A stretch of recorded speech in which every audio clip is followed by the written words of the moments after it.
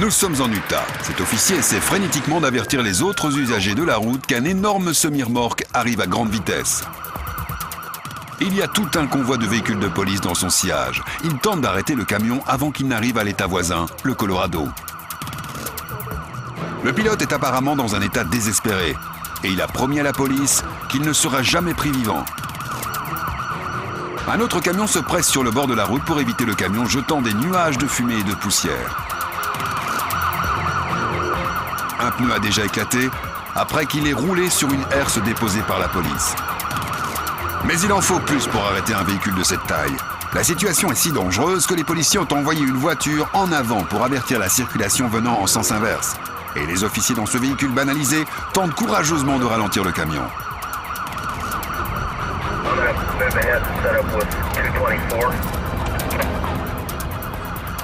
Ils remontent à côté du semi-remorque à la recherche des câbles reliant la cabine à la remorque.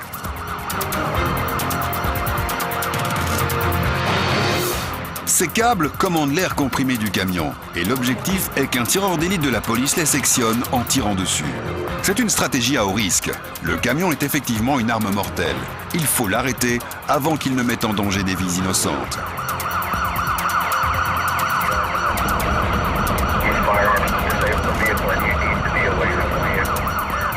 Pour leur sécurité, les autres agents sont aussi avertis du plan.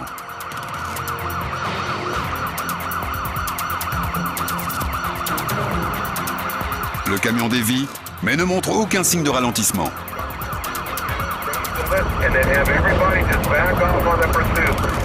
Quelques centaines de mètres plus loin, sur la route, le tireur ouvre le feu et semble avoir touché la cible.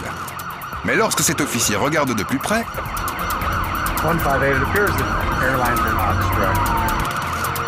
la voiture banalisée des policiers tente de freiner pour ralentir le camion.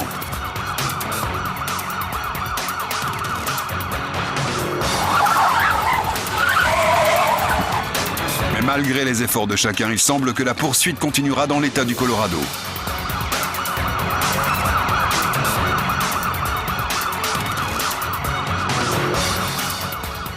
Tout à coup, le camion ralentit fortement. L'une des roues avant roule sur la jante et le camion a sans doute roulé sur d'autres herses.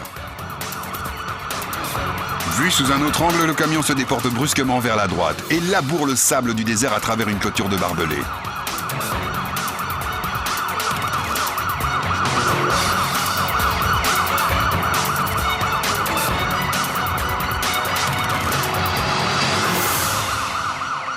Lorsqu'il a été confronté aux agents armés, le suspect leur a apparemment demandé de lui tirer dessus. Au lieu de cela, il a été maîtrisé et transporté à la prison de San Juan.